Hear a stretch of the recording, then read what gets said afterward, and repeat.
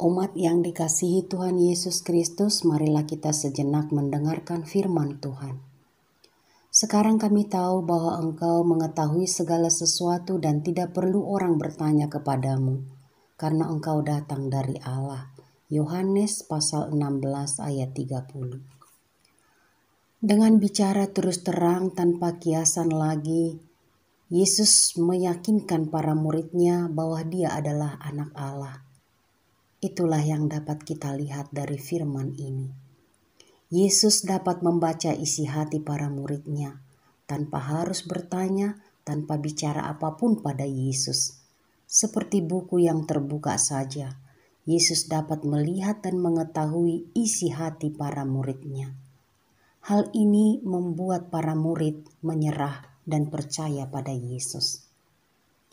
Iman kita sebagai orang Kristen adalah iman yang percaya kepada Allah tanpa lepas dari percaya kepada yang diutusnya, yang sangat dikasihinya, yang berkenan kepadanya, yaitu Yesus Kristus Tuhan kita. Kita percaya pada Yesus karena Dia adalah Allah, firman yang menjadi manusia.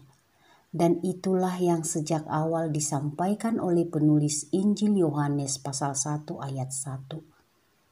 Iman kita padanya didasarkan pada firman-Nya, dan iman itulah awal dari kehidupan kekal bagi kita. Saat mana kita merenungkan berkat-berkat iman dalam kehidupan kita hingga kini, kita seperti menatap cermin, di mana kita memiliki berbagai hal indah sebagaimana diyakinkan oleh iman itu, dan suatu waktu kelak kita benar-benar menikmatinya. Tentunya semua itu terjadi karena firman yang menjadi manusia. Sekarang kami tahu, kami percaya Engkau Yesus datang dari Allah. Pertanyaannya bagi kita adalah, apakah kita selalu setia untuk menjaga, merawat, memperkuat iman kita melalui firman-Nya?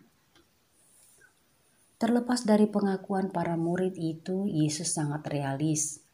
Dan ini sesuatu yang sangat luar biasa dari diri Yesus.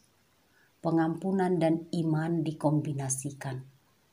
Yesus mengingatkan para murid-Nya, sebab Yesus tahu, walau mereka sudah percaya, walau mereka sudah tahu bahwa Yesus adalah Allah, mereka itu akan diuji dan bahwa mereka akan gagal. Yesus bicara soal tragedi pengkhianatan para murid dan sekaligus kemenangan salib. Yesus tahu betul hati para murid-Nya, bahkan lebih baik dari para murid itu tahu. Yesus tahu kalau para murid itu akan meninggalkannya di masa-masa sulit. Ini sesuatu yang sangat pahit. Yesus akan merasakan luka pengkhianatan, ketidaksetiaan, dan ketidakpercayaan daripada murid yang dikasihinya. Namun Yesus tetap mencintai mereka, bahkan saat sendirinya menderita dan mati di kayu salib. Yesus tetap mengasihi mereka. Dan Yesus tahu bahwa salib bukanlah kekalahan, tetapi justru kemenangan atas dosa dan maut. Cinta kasih Yesus kepada para murid terdahulu tetap sama pada kita hingga saat ini. Ia mengasihi kita tanpa syarat. Ia tidak pernah melupakan dan meninggalkan kita. Yesus berkata pada kita juga hari ini, "Aku mengasihimu tanpa syarat dan tidak pernah meninggalkanmu." Meskipun kita tidak dapat menghindari rasa sakit dan derita di dalam hidup kita kini dan di sini, Yesus meyakinkan kita bahwa Ia ada hadir, menuntun kita dengan aman, melewati tiap kesulitan dan berbagai ujian berat yang harus kita jalani karena Dia. Yesus memanggil kita untuk berani dan percaya Ia ada. Ia menyertai kita. Ia tahu kelemahan kita. Ia tidak pernah meninggalkan kita di dalam hidup kita di dunia ini yang menderita dengan berbagai cobaan. Roh Kudus-Nya memberikan kita harapan dan mengingatkan kita akan kuasa kebangkitannya dan membuat kita percaya penuh akan kehadirannya tetap selamanya. Tidak ada yang dapat mengalahkan iman dan harapan di dalam Yesus yang bangkit. Tidak ada yang dapat memisahkan kita dari kasih Allah di dalam Yesus Kristus Tuhan kita.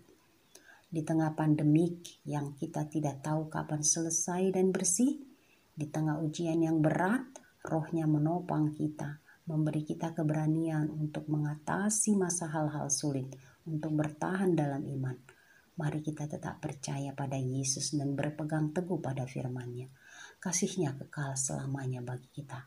Mari kita serukan, aku percaya dan aku yakin Engkau Tuhan dan Allahku. Amin. Marilah kita berdoa. Tuhan, tolonglah kami untuk tetap yakin pada kuasa kekuatan-Mu yang menyelamatkan, terutama pada masa-masa sulit di dalam hidup kami dan di dalam berbagai cobaan yang kami lewati. Berikan kami ketenangan dan damai sejahtera-Mu saat masalah melingkupi kami. Dan biarkan kami tahu sukacita kemenangan-Mu atas dosa dan maut. Tolonglah kami untuk tetap setia padamu selamanya. Di dalam Yesus Kristus Putra Tunggal-Mu kami berdoa. Amin.